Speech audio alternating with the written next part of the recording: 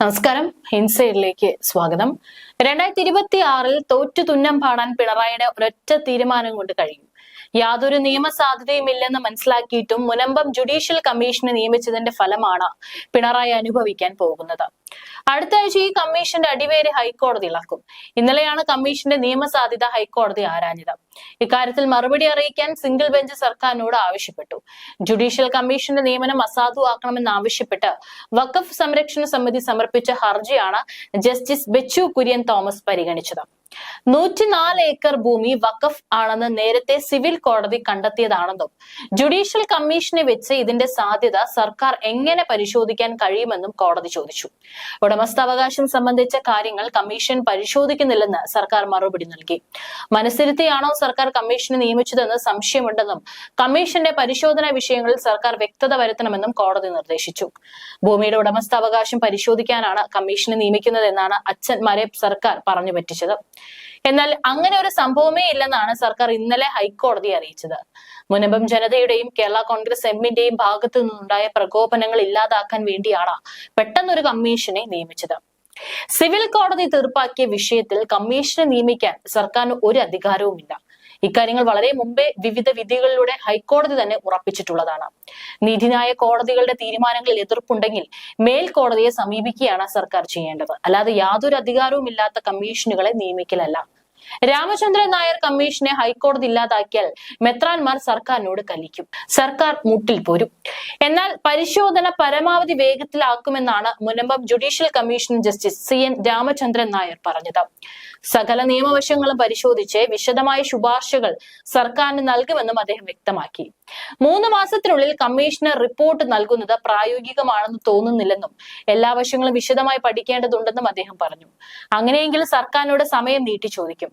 നിയമവശങ്ങൾ പഠിച്ച് മുനമ്പത്തുകാരുടെ ആശങ്കകൾ കൂടി പരിഹരിക്കുന്ന റിപ്പോർട്ട് നൽകാനാണ് ശ്രമം. ഇക്കാര്യത്തിൽ വിദഗ്ധമായ നിയമോപദേശമാവും സർക്കാരിന് കമ്മീഷൻ നൽകുക. മുനമ്പം നിവാസികളുടെ ആശങ്കകൾക്ക് കൂടി കൃത്യമായ പരിഗണന നൽകുമെന്നും ജസ്റ്റിസ് CN രാമചന്ദ്രൻ നായർ വ്യക്തമാക്കി.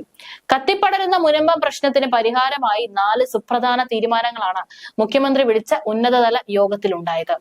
ഭൂമിയിൽ താമസിക്കുന്നവരുടെ രേഖകൾ പരിശോധിക്കുന്നതിനായി ജസ്റ്റിസ് CN രാമചന്ദ്രൻ നായർ കമ്മീഷനെ വെക്കും. 3 മാസത്തിനുള്ളിൽ പരിശോധന തീർക്കും. ഭൂമിയിൽ താമസിക്കുന്നവർക്ക് റവന്യൂ അധികാരം ഉറപ്പാക്കാനാണിത്. വഖഫ് ബോർഡ് ഒഴിയാൻ ആർക്കും ഇനി നോട്ടീസ് നൽകില്ല. ഇതിനകം നോട്ടീസ് കിട്ടിയവർ ഒഴിയേണ്ട. കരമടയ്ക്കുന്നതിലെ സ്റ്റേ ഒഴിവാക്കി കിട്ടാൻ സർക്കാരും ഹൈക്കോടതിയെ സമീപിക്കും. എന്നിട്ടാണ് സർക്കാർ ഹൈക്കോടതിയിൽ തിരിഞ്ഞു കളിച്ചത്. വഖഫ് ട്രൈബ്യൂണലിൽ ഫറൂഖ് കോളേജ് കൊടുത്ത കേസിൽ കക്ഷി ചേരുന്നതിനെ കുറിച്ച് ആലോചിച്ചെങ്കിലും തൽക്കാലമില്ല. ജുഡീഷ്യൽ കമ്മീഷൻ പരിശോധനയ്ക്ക് ഭൂമി വഖഫ് ആണോ അല്ലയോ എന്നതിൽ ശാശ്വത പരിഹാരം ഉണ്ടാകുമെന്നാണ് സർക്കാർ പ്രതീക്ഷ. സമരക്കാരുമായി മുഖ്യമന്ത്രി ഉടൻ ചർച്ച നടത്തും. ആരെയും കൊടിയിറക്കില്ലെന്ന് ഉറപ്പ് മുഖ്യമന്ത്രി വീണ്ടും നേരിട്ട് ഭൂ ഉടമകൾക്ക് നൽകും. അതായത് സാധാരണ പണം മുടിക്കുന്ന കമ്മീഷനുകൾ പോലെ മുനമ്പത്തെയും ഒരു കമ്മീഷനാക്കാൻ വേണ്ടിയാണ് സർക്കാർ കളിച്ചത്. മുനമ്പത്തിൽ ഒരു തീരുമാനമെടുക്കാൻ സർക്കാരിന് ബുദ്ധിമുട്ടുണ്ട്. എത്രയും കാലം നീട്ടാമോ അത്രയും നീക്കാമെന്നാണ് സർക്കാരിന്റെ ആഗ്രഹം. കഴിഞ്ഞ 6 വർഷത്തിനിടെ 7 ജുഡീഷ്യൽ കമ്മീഷനുകൾക്കായി സംസ്ഥാനം ചിലവഴിച്ചത് 6 കോടിയോളം രൂപയാണ്. ആദ്യ പിണറായി സർക്കാർ അധികാരത്തിൽ വന്ന 2016 മുതലുള്ള കാലയളവിലാണ് കമ്മീഷനുകൾക്കായി ഇത്രയും പണം ചിലവഴിച്ചത്. മുഖ്യമന്ത്രി പിണറായി വിജയൻ നിയമസഭയിൽ രേഖാമൂലം നൽകിയ മറുപടിയിലാണ് ഇക്കാര്യം വ്യക്തമാക്കിയത്. 2 കമ്മീഷനുകൾ ഇതുവരെ റിപ്പോർട്ട് സമർപ്പിച്ചിട്ടുമില്ല. 2016 ജൂൺ 20-ന് ഹൈക്കോടതിക്ക് മുമ്പിൽ വെച്ച അഭിഭാഷകരും മാധ്യമപ്രവർത്തകരും തമ്മിൽ ഏറ്റുമുട്ടൽ ഉണ്ടായതിനെ തുടർന്ന് പോലീസ് ലാത്തിചാർജ് നടത്തിയ സംഭവം അന്വേഷിക്കാൻ രൂപീകരിച്ച കമ്മീഷനാണ് കൂട്ടത്തിൽ ഏറ്റവും ചെലവേറിയത്. ഇതിനായി രൂപീകരിച്ച ജസ്റ്റിസ് PA മുഹമ്മദ് കമ്മീഷൻ ആകെ ചിലവ് 2,77,00,000 രൂപയായിരുന്നു. മുൻ DGP ലോക്നാഥ് ബെഹ്റയുടെ കാലത്ത് പോലീസ് വകുപ്പിൽ ചട്ടങ്ങൾ ലംഘിച്ച് നടത്തിയ കോടികളുടെ പർച്ചേസുകൾ CAG കണ്ടെത്തിയതിനെ തുടർന്ന് പോലീസ് വകുപ്പിലെ പർച്ചേസുകൾക്കും കരാറുകൾക്കും മാനദണ്ഡങ്ങളും ചട്ടങ്ങളും രൂപീകരിക്കാനാണ് 2020 മാർച്ച് 7-ന് മുൻ ഹൈക്കോടതി ജഡ്ജി CN രാമചന്ദ്രൻ നായരുടെ നേതൃത്വത്തിൽ 3-അംഗ അന്വേഷണ കമ്മീഷനെ നിയോഗിച്ചത്. എന്നാൽ 3 വർഷമായിട്ടും ഈ കമ്മീഷൻ ഇതുവരെ റിപ്പോർട്ട് കൊടുത്തിട്ടില്ല. 12,36,074 രൂപയാണ് രാമചന്ദ്രൻ കമ്മീഷന് വേണ്ടി ചിലവഴിച്ചത്. പുറ്റിങ്ങൽ ദേവി ക്ഷേത്രത്തിൽ നടന്ന വെടിക്കെട്ട് അപകടം അന്വേഷിച്ച ജസ്റ്റിസ് PS ഗോപിനാഥൻ കമ്മീഷൻ 1,07,82,661 രൂപ. AK ശശീന്ദ്രൻ മന്ത്രിയായിരിക്കെ ഫോൺ കേണി വിവാദം അന്വേഷിച്ച ജസ്റ്റിസ് PS ആന്റണി കമ്മീഷൻ 25,85,232 രൂപ. നെടുങ്കണ്ടം കസ്റ്റഡി മരണം അന്വേഷിച്ച ജസ്റ്റിസ് K നാരായണക്കുറുപ്പ് കമ്മീഷൻ 92,84,305 രൂപ. വാളയാർ പെൺകുട്ടികളുടെ മരണം അന്വേഷിച്ച ജസ്റ്റിസ് PK ഹനീഫ കമ്മീഷൻ 1,01,791 രൂപ എന്നിങ്ങനെയാണ് മറ്റു കമ്മീഷനുകളുടെ ചിലവ്. ഇല്ലാത്ത പണം കൊണ്ടുള്ള കളിയാണ് സർക്കാർ കളിക്കുന്നത്. ഇനി മുനമ്പം കമ്മീഷന്റെ ചീട്ട് ഹൈക്കോടതി എപ്പോൾ കീറുമെന്ന് മാത്രം അറിഞ്ഞാൽ മതി. അത് അടുത്ത ആഴ്ച എപ്പോൾ വേണമെങ്കിലും സംഭവിക്കാൻ. അതോടെ എല്ലാവരും പിണറായിക്ക് എതിരാകും. മുനമ്പം ചെറായി ഭാഗത്തെ നിർധനരായ ജനങ്ങൾ 1.5 നൂറ്റാണ്ടിലേറെ കാലമായി ജീവിച്ചു പോന്ന ഭൂമി വഖഫ് നിയമത്തിന്റെ മറവിൽ കൈവശപ്പെടുത്താനുള്ള വഖഫ് ബോർഡിന്റെ ഇപ്പോഴത്തെ നീക്കം കടുത്ത അനീതിയാണെന്ന് നാട്ടുകാർ കരുതുന്നു. വഖഫ് ബോർഡിന്റെ പരിധിയില്ലാത്ത അധികാരങ്ങൾ തടയാനും വഖഫ് സ്വത്തുക്കളുമായി ബന്ധപ്പെട്ട ക്രമക്കേടുകൾ ഇല്ലാതാക്കാനും കേന്ദ്ര സർക്കാർ കൊണ്ടുവരുന്ന വഖഫ് ഭേദഗതി ബിൽ സീറോ മലബാർ സഭ അൽമായ ഫോറം സ്വാഗതം ചെയ്തത് സംസ്ഥാനത്തെ സാഹചര്യം കണക്കിലെടുത്താണ്. രാജ്യത്തെ പൗരന്മാരുടെ മൗലിക അവകാശങ്ങളെ വെല്ലുവിളിക്കുന്ന വഖഫ് സംവിധാനങ്ങൾ ഏത് നിയമത്തിന്റെ പേരിലായാലും തിരുത്തപ്പെടണം. ഭരണഘടന അനുസൃതമായ അവകാശങ്ങളുടെ നിഷേധം ഇവിടെ സംഭവിക്കാൻ പാടില്ല. മുനമ്പം ചെറായി ഭാഗത്ത് സംഭവിക്കുന്നത് പോലെയുള്ള നീക്കങ്ങൾ രാജ്യത്ത് ഒരിടത്തും ഇനി ഒരിക്കലും ഉണ്ടാകാതിരിക്കാനുള്ള നടപടികളാണ് കേന്ദ്ര സർക്കാർ സ്വീകരിക്കാൻ പോകുന്നത്. വഖഫ് അവകാശവാദങ്ങൾ വേട്ടയാടുന്ന മുനമ്പം എറണാകുളം ജില്ലയിലെ വൈപ്പിൻകരയുടെ വടക്ക് കടലിനോട് ചേർന്ന മുനമ്പം ചെറായി പള്ളിക്കൽ ദ്വീപ് മേഖലയിൽ 1989 മുതൽ രജിസ്റ്റർ ചെയ്യപ്പെട്ട 1000-ഓളം ആധാരങ്ങളും വിവിധ മതസ്ഥർ ഉൾപ്പെട്ട 600-ൽ പരം കുടുംബങ്ങളും ഉൾപ്പെടുന്ന പ്രദേശത്തിന് വഖഫ് ബോർഡ് അവകാശവാദം ഉന്നയിച്ചിട്ട് 5 വർഷത്തോളമായി. വില കൊടുത്തു വാങ്ങിയ തങ്ങളുടെ സ്വന്തം ഭൂമിയിൽ നിന്ന് വെറും കൈയോടെ ഇറങ്ങിപ്പോരേണ്ടി വരുന്ന ഗതികേടിലാണ് അവിടുത്തെ പാവപ്പെട്ട ജനങ്ങൾ. കേട്ടുകേൾവിയില്ലാത്ത മനുഷ്യാവകാശ ലംഘനങ്ങളും ജീവിക്കാനും സ്വത്തുക്കൾ നിയമാനുസൃതം ആർജിക്കാനുമുള്ള ഭരണഘടനാപരമായ അവകാശത്തിന്റെ ലംഘനവുമാണ് അവിടെ നടന്നുകൊണ്ടിരിക്കുന്നത്. വഖഫ് ബോർഡ് അവകാശവാദങ്ങൾ ഉയർത്തി പ്രതിസന്ധി സൃഷ്ടിച്ചിരിക്കുന്ന ചെറായി മുനമ്പം പള്ളിക്കൽ പ്രദേശത്തെ തർക്കഭൂമിയുടെ ഉടമസ്ഥാവകാശം സംബന്ധിച്ച ചരിത്രം ആരംഭിക്കുന്നത് 1920-ലാണ്. അക്കാലത്ത് തിരുവിതാംകൂർ രാജാവ് ഗുജറാത്തിൽ നിന്ന് കേരളത്തിലെത്തിയ അബ്ദുൾ സത്താർ മൂസ ഹാജി സേട്ടിനെ 404 ഏക്കർ ഭൂമിയും 60 ഏക്കർ വെള്ളക്കെട്ടും കൃഷി ആവശ്യത്തിനായി പാട്ടത്തിന് കൊടുക്കുകയുണ്ടായി. അക്കാലത്തിനും വളരെ വർഷങ്ങൾക്ക് മുമ്പ് തന്നെ പ്രദേശവാസികളായിരുന്ന മത്സ്യത്തൊഴിലാളികളുടെ ഭൂമി ഒഴിവാക്കിയായിരുന്നു പാട്ടം നൽകിയത്. ഇതാണിപ്പോൾ വഖഫ് ഭൂമിയാണെന്ന് അവകാശവാദം ഉന്നയിച്ചിരിക്കുന്നത്. പ്രഥമ ദൃഷ്ട്യാ തെറ്റെന്ന ബോധ്യമുള്ള ഒരു കാര്യത്തിൽ വഖഫ് ബോർഡിന് എന്താണ് ഇത്ര താല്പര്യമെന്നാണ് സർക്കാരിന് സംശയം. ഇതാണ് സർക്കാരിനെ കുഴയ്ക്കുന്നത്. അതുകൊണ്ടാണ് ന്യായമായ ചില സംശയങ്ങളിലേക്ക് സർക്കാർ കടന്നിരിക്കുന്നത്. വഖഫ് സംരക്ഷണ സമിതിക്ക് സർക്കാർ എല്ലാ പിന്തുണയും നൽകുന്നതായി നാട്ടുകാർ കരുതുന്നു. വഖഫ് ബോർഡിന്റെ ചെയർമാൻ CPM നേതാവായ MK സക്കീർ ആണ് വഖഫ് ബോർഡിന് വേണമെങ്കിൽ ഇക്കാര്യത്തിൽ നിശബ്ദത പാലിക്കാം.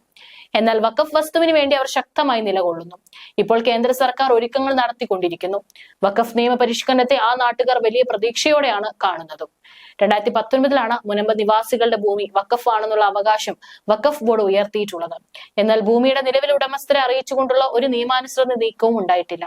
ഭരണഘടനാ വിരുദ്ധത, അനീതി, അവഗണന, വഖഫ് അവകാശവാദങ്ങൾ ഇന്ത്യൻ ഭരണഘടന വിഭാവനം ചെയ്യുന്ന മാന്യമായ ജീവിതത്തിനും സ്വത്തിനും തുല്യതയ്ക്കുമുള്ള മൗലിക അവകാശങ്ങൾക്കും മതേതരത്വത്തിനും കടുത്ത വെല്ലുവിളി ഉയർത്തുന്നു. ഇപ്പോൾ നിലവിലുള്ള വഖഫ് നിയമം ഭരണഘടനാ വിരുദ്ധമാണ് എന്നത് നിസ്തർക്കമാണ്. ശരിയാ നിയമത്തെ ഇന്ത്യൻ നിയമ വ്യവസ്ഥിതിക്ക് മുകളിൽ സ്ഥാപിക്കുന്ന വ്യവസ്ഥകൾ വഖഫ് നിയമത്തിൽ ചേർക്കപ്പെട്ടിട്ടുണ്ട്. വിൽക്കാനോ കൈമാറ്റം ചെയ്യാനോ പാടില്ലാത്ത വിധം അല്ലാഹുവിനും സമർപ്പിക്കപ്പെട്ടത് എന്നാണ് വഖഫ് എന്ന വാക്കിന്റെ അർത്ഥം. 1985-ൽ ഇന്ത്യയിൽ നിലവിൽ വന്ന വഖഫ് നിയമപ്രകാരം ഏതെങ്കിലും ഒരു സ്ഥലത്ത് വഖഫ് ബോർഡ് അവകാശം ഉന്നയിച്ചാൽ അതിസങ്കീർണമായ നിയമ നടപടികളിലേക്കാണ് പിന്നീട് നീങ്ങുക.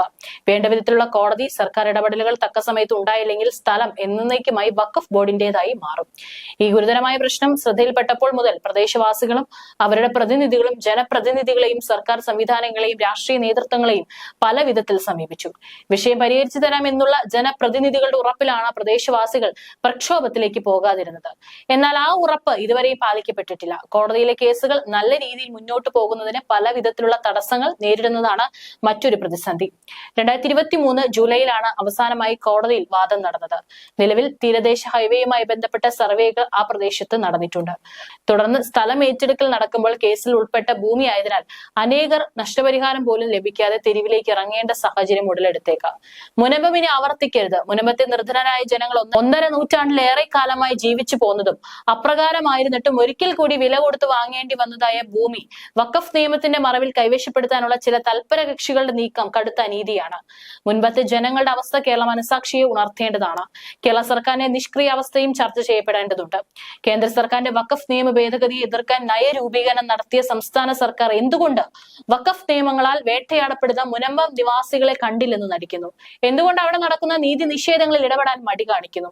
ഒരു മതസമൂഹത്തോട് ബന്ധപ്പെട്ട ഒരു സംവിധാനം ഒരു പ്രദേശത്തെ മുഴുവൻ ജനങ്ങളെയും ഇത്തരത്തിൽ ഉപദ്രവിക്കുന്നത് കൊണ്ട് എന്ത് നേട്ടമാണ് ഉണ്ടാകുന്നത്? തങ്ങളുടെ സമുദായക്കാരും ആ പ്രദേശത്തില്ല എന്നുള്ള വർഗീയ ചിന്തയുള്ളതിനാലാണോ മതസ്പർദ്ധയ്ക്ക് പോലും കാരണമാകുന്ന തരത്തിൽ യാതൊരു സാമൂഹ്യ അവബോധവും ഇല്ലാത്ത തരത്തിലുള്ള പെരുമാറ്റം ചിലരിൽ നിന്നും ഉണ്ടാകുന്നത്? വഴിമുട്ടിയ പാവപ്പെട്ട ജനതയുടെ നിലവിളിക്കും കണ്ണീരിനും ഈ പരിഷ്കൃത സമൂഹത്തിൽ ഒരു വിലയുമില്ലേ?